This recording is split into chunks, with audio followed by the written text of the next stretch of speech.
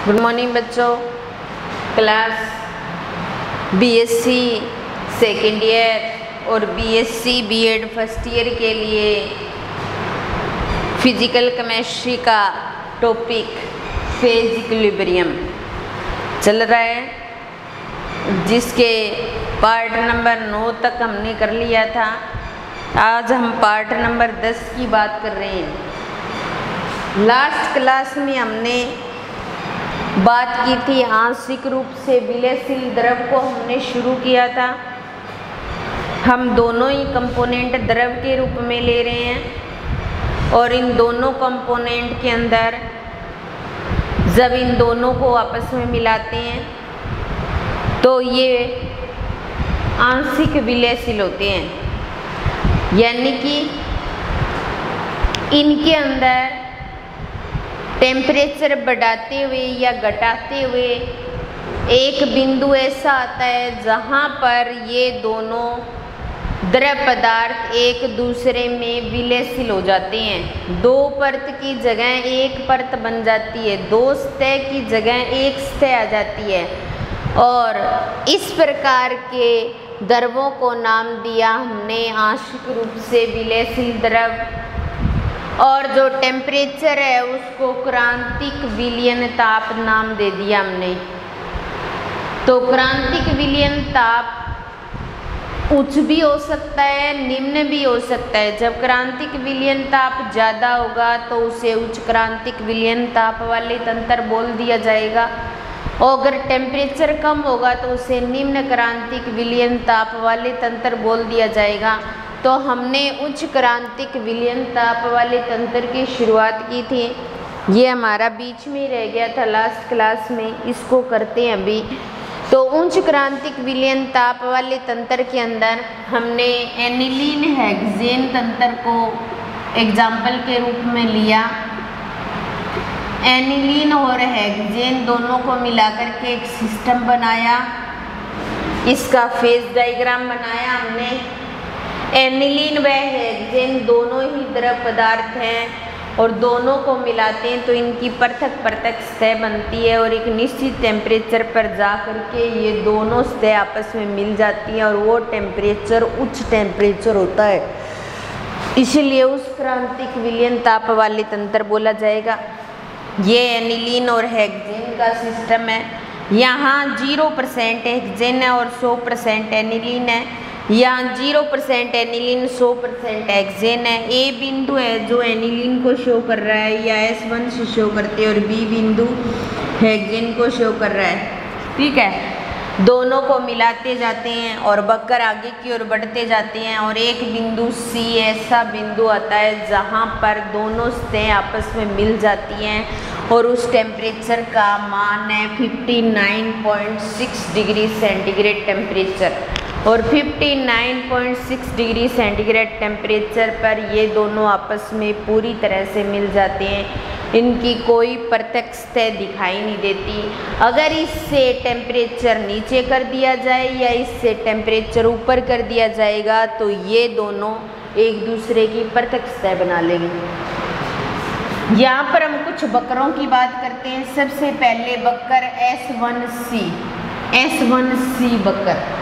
S1C Bakkar जो है वो S1C को शो कर रहा है। S1C बक्कर जो है यहाँ पर एनिलीन जो है उसमें धीरे धीरे हेक्सेन मिलता जा रहा है, तो यहाँ पर प्रावस्थाओं का मान 2 आ जाएगा। तो स्वतंत्रता कोटि F बराबर C-P+1 बराबर कंपोनेंट 2 है, एक एनिलीन है एक हेक्सेन है। दो ही प्रावस्था तो स्वतंत्रता कोटि का मान 1 आएगा। तो ये क्या होगा, एक चर सिस्टम होगा। दूसरी बात, बक्कर S2C की बात करें, S2C की बात करें 100% हेक्सेन है और 0% एनिलीन। धीरे धीरे हेक्सेन में एनिलीन बन रहा है तो प्रावस्था 2 आएगी। तो F बराबर C-P+1, दो ही कंपोनेंट दो ही प्रावस्था और स्वतंत्रता कोटि का मान कितना आ जाएगा, 1 आ जाएगा। यहाँ तक हमारा हो गया था शायद। उसके बाद में हम बात करते हैं तीसरा वक्र S1C S2 के भीतर का क्षेत्र,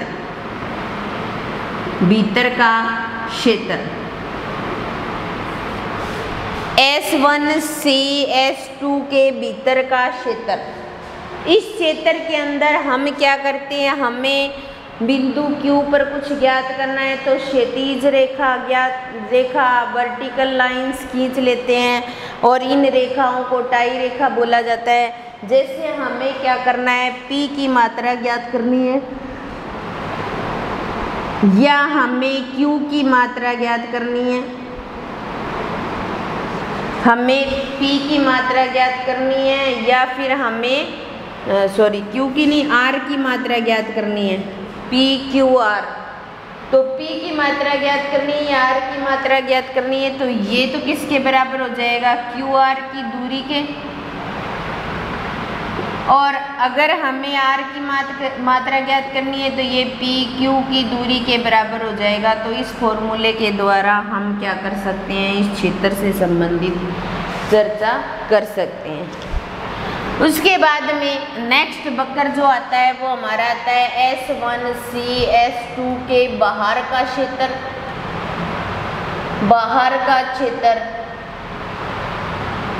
S1C S2 के बाहर का क्षेत्र।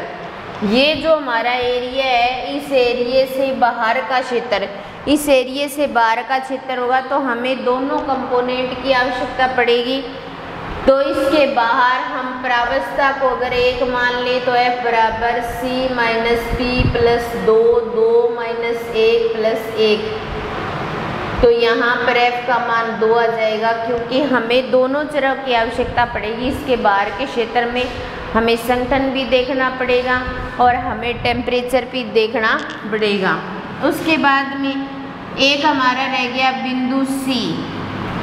बिंदु C आप सभी जानते हैं, बिंदु C एक ऐसा बिंदु है जहाँ पर हेक्सेन और एनिलीन एक दूसरे में पूरी तरह से मिल जाते हैं, हमें पृथक दिखाई नहीं देते। वो बिंदु C है जहाँ पर ये दोनों आपस में मिलते हैं। तो ये था एनिलीन हेक्सेन तंत्र जो एक उच्चतम बिंदु पर एक दूसरे के अंदर दोनों मिलते हैं, इसलिए इसे उच्च क्रांतिक विलयन ताप तंत्र कहा जाता है। टेम्परेचर और संगठन के बीच की बात करते हैं। हेक्सेन 0% 100% एनिलीन है, यहाँ 0% एनिलीन 100% हेक्सेन है। धीरे धीरे इधर तो हेक्सेन मिलता जा रहा है एनिलीन में, इधर एनिलीन मिलती जा रही है और बिंदु C पर आकर के ये दोनों एक दूसरे में मिल जाते हैं और उस टेम्परेचर का मान है 59.6 डिग्री सेंटीग्रेड टेम्परेचर। S1C वक्र जहाँ स्वतंत्रता कोटि 1 है, S2C वक्र स्वतंत्रता कोटि 1 है और यहाँ पर P की मात्रा और R की मात्रा ज्ञात कर सकते हैं। बाहर का क्षेत्र जहाँ पर हमें दो चरों की आवश्यकता पड़ेगी और बिंदु C ऐसा बिंदु जहाँ पर हम उच्च क्रांतिक ताप को शो कर सकते हैं, वह बिंदु C है। तो ये उच्च क्रांतिक विलयन ताप वाले तंत्र।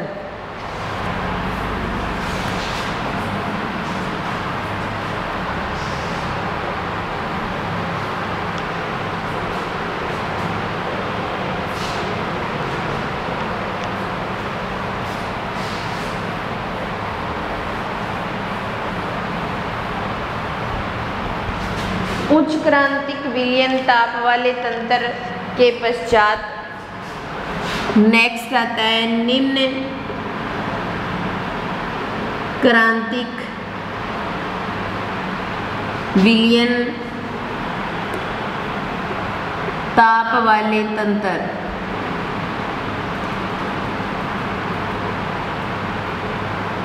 यहाँ पर क्या होगा, टेम्परेचर का मान कम होगा। कम टेम्परेचर पर ये दोनों एक दूसरे में विलयशील हो जाएंगे। कम टेम्परेचर पर यानी या निम्नतम टेम्परेचर पर ये दोनों एक दूसरे के अंदर विलयशील होंगे। इनकी आपस में प्रत्यक्ष प्राप्त नहीं होगी, तो उसे बोला जाएगा निम्न क्रांतिक ताप वाले तंत्र। क्या बोला जाएगा, निम्न क्रांतिक ताप वाले तंत्र। इसके अंदर हम एग्जाम्पल लेते हैं,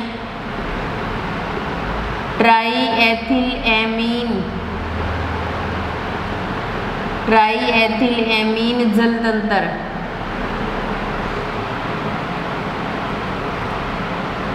ट्राईएथिलएमीन और जल को ले लिया जाए तो ये दोनों एक दूसरे में एक निम्नतम टेम्परेचर पर विलयशील हो जाएंगे, उसको बोला जाएगा ट्राईएथिलएमीन जल तंत्र या निम्न क्रांतिक ताप वाले तंत्र।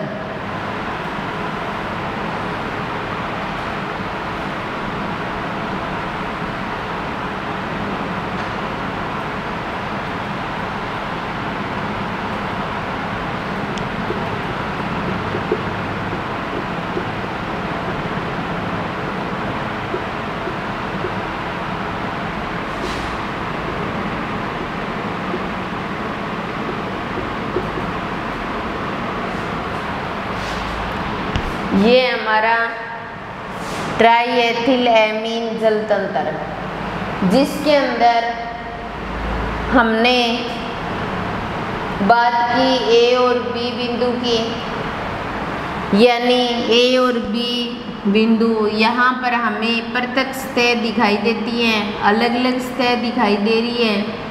एक ट्राईएथिलएमीन की, एक जल की है, और एक बिंदु ऐसा आता है जहाँ पर हमें ये बिंदु यहाँ पर एक ही सतह दिखाई देती है, और वो टेम्परेचर है निम्नतम टेम्परेचर, जिसका मान है 18.5 डिग्री सेंटीग्रेड टेम्परेचर, जहाँ संघटन भी 50% है, यानी कि 50% तो ट्राईएथिलएमीन मिल गया और 50% ही वाटर मिल गया। तो उसके बाद में टेम्परेचर का मान आया 18.5 डिग्री सेंटीग्रेड टेम्परेचर। इस टेम्परेचर पर या इस निम्नतम जो टेम्परेचर है, इस टेम्परेचर पर ये दोनों एक दूसरे में पूरी तरह से मिल जाते हैं, एक सतह के रूप में दिखाई देते हैं, इसलिए इन्हें एक निम्न क्रांतिक विलयन ताप वाले तंत्र कहा जा सकता है।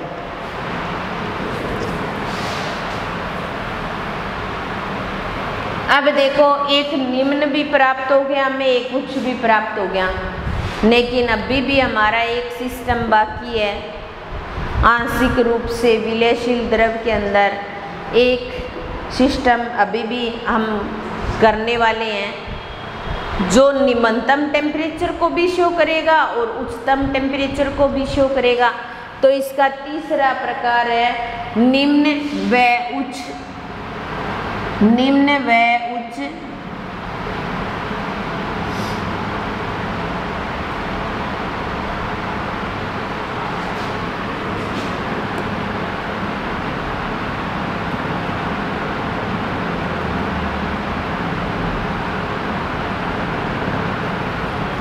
निम्न व उच्च क्रांतिक विलयन ताप वाले तंत्र। इस प्रकार का जो सिस्टम है, इसके अंदर हमें एक निम्नतम बिंदु भी प्राप्त होगा टेम्परेचर का, जहां ये दोनों एक दूसरे में विलयशील होंगे।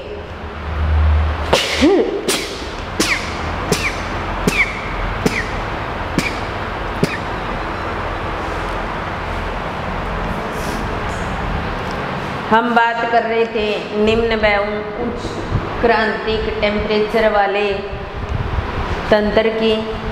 यहाँ हम एक सिस्टम ऐसा लेने वाले हैं जिसके अंदर एक उच्चतम बिंदु पर भी ये एक दूसरे में विलयशील होंगे, एक सतह के रूप में होंगे, और एक निम्नतम बिंदु पर भी एक दूसरे में विलयशील होंगे।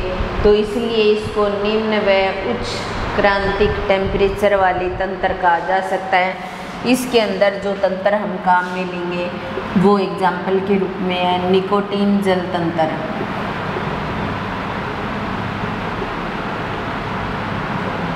जो है निकोटीन जल तंत्र, यानी निकोटीन और जल दोनों लेंगे। तो इसका डायग्राम बना लेते हैं अपने।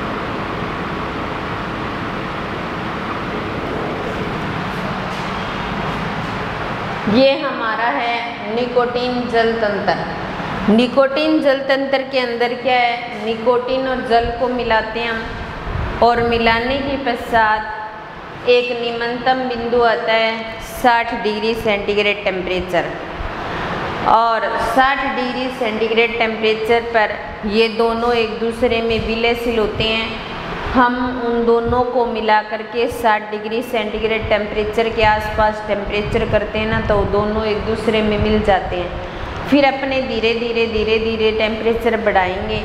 जैसे ही 62-63 टेम्परेचर होगा तो वो प्रत्यक्ष सतह बननी स्टार्ट हो जाएंगी, और उसके बाद में जब तक टेम्परेचर 208 नहीं हो जाता तब तक इनकी प्रत्यक्ष सतह ही रहेंगी।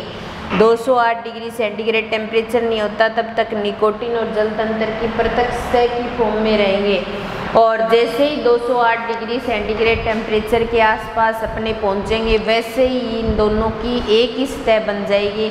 इसलिए इनमें एक निम्नतम बिंदु भी प्राप्त होता है और एक उच्चतम बिंदु भी प्राप्त होता है। इसलिए इसे निम्न या उच्च क्रांतिक विलयन ताप वाले तंत्र कहा जा सकता है, जिसमें निकोटीन जल तंत्र था।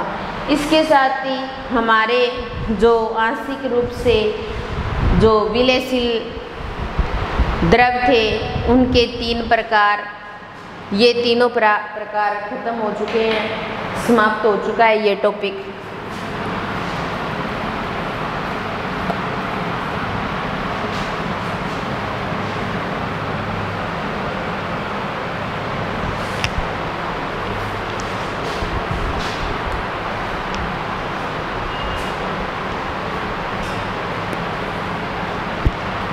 एक टॉपिक इसी से रिलेटेड निम्नतम व उच्चतम सविलयन ताप।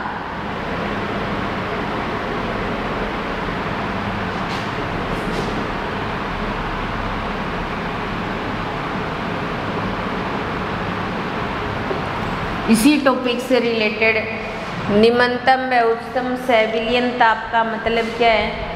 ऐसा विलयन जिसके अंदर 2 द्रव पदार्थ आपस में ले रखे एक निम्नतम टेम्परेचर पर वो द्रव या वो आंशिक रूप से विलयशील जो द्रव है वो पूर्णतः विलयशील हो जाती हैं, उसको तो बोला जाता है निम्नतम सविलयन ताप। और एक उच्च टेम्परेचर पर आंशिक रूप से विलयशील द्रव जो होते हैं वो आपस में पूर्णतः विलयशील बन जाते हैं, उनको बोला जाता है उच्चतम सविलयन ताप। तो ये छोटी छोटी डेफिनेशन थी जो कई बार पेपर में पूछ भी लेते हैं। उसके बाद में हमारा जो आंशिक रूप से विलयशील जो द्रव था उसकी हमने बात की। अब हम बात करते हैं अविलयशील द्रव की।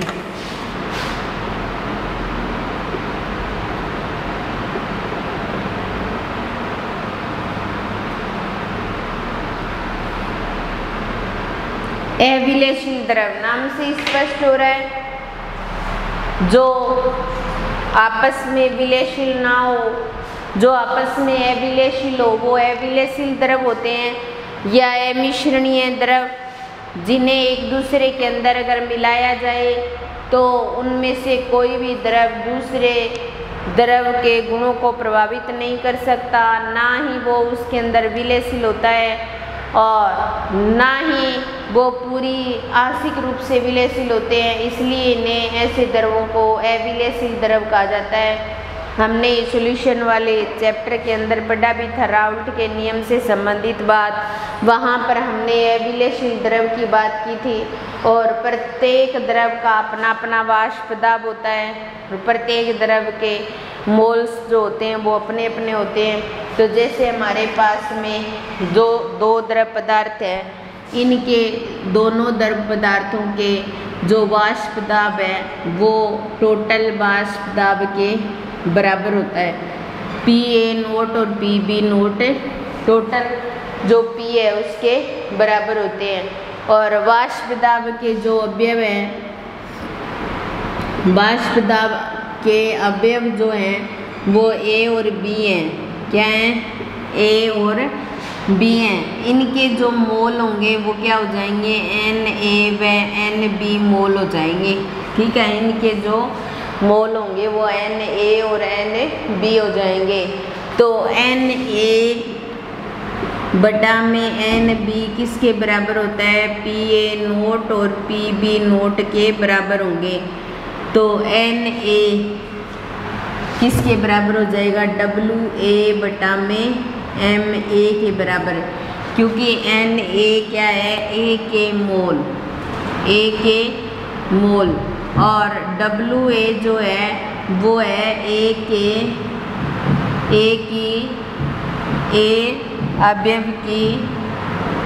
अवयव की ग्राम में मात्रा और Ma जो है वो A अवयव का मोलिकुलर वेट। तो वो क्या हो जाएगा? A अवयव का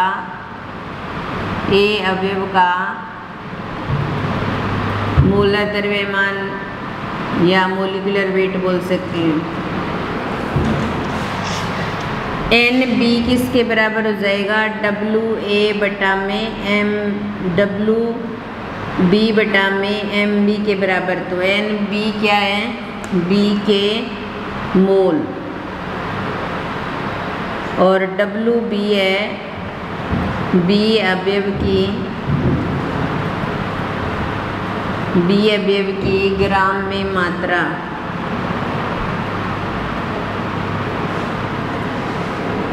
Mb क्या है? B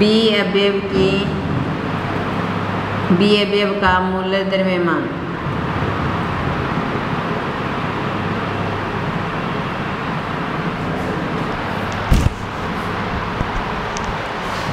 तो P बराबर Pa note plus Pb note वाष्प दाब के अवयव A व B, Na व Nb, Na बटा में Nb बराबर Pa नोट बटा में Pb नोट, Na Wa बटा में Mb, Nb Wb बटा में Mb के बराबर है। तो यहाँ पर रखेंगे Wa बटा में Ma इंटू में Wb बटा में Mb और बराबर Pa नोट बटा में Pb नोट। अब हमें क्या करना है? पदार्थ की मात्रा ज्ञात करनी है। Wa बटा में Wb ज्ञात करना है। तो Pa नोट बटा में Pb नोट क्रॉस मल्टीप्लाई करेंगे, इसके साथ ये मल्टीप्लाई में जाएगा तो Ma हो जाएगा और इसके साथ ये जाएगा तो Mb हो जाएगा। तो इसके आधार पर अपने क्या कर सकते हैं? वाष्प दाब। अब A पदार्थ की ग्राम में मात्रा या B पदार्थ की ग्राम में मात्रा ज्ञात करेंगे। तो A का वाष्प दाब, B का वाष्प दाब, A का मोलिकुलर वेट और B का मोलिकुलर वेट के द्वारा अविलेयशील जो द्रव या मिश्रणीय जो द्रव हैं उनकी पदार्थ में मात्रा ज्ञात कर सकते हैं। और जो अविलेयशील द्रव जो होते हैं उनके पदार्थ की मात्रा ज्ञात करने के लिए अपने क्या करते हैं? बाम-पासवन विधि को काम में लेते हैं और बाम-पासवन विधि के अंदर ये फॉर्मूला लगा करके हम इनके अविलेयशील द्रवों की या अविलेयशील जो द्रव है या मिश्रणीय जो द्रव हैं उनकी मात्राएं हम ज्ञात कर सकते हैं, क्योंकि टोटल जो वाष्प दाब होता है वो A अवयव और B अवयव के वाष्प दाब के योग के बराबर होता है। तो इसके लिए जो विधि काम में ली जाती है वो विधि है बाम-पासवन विधि।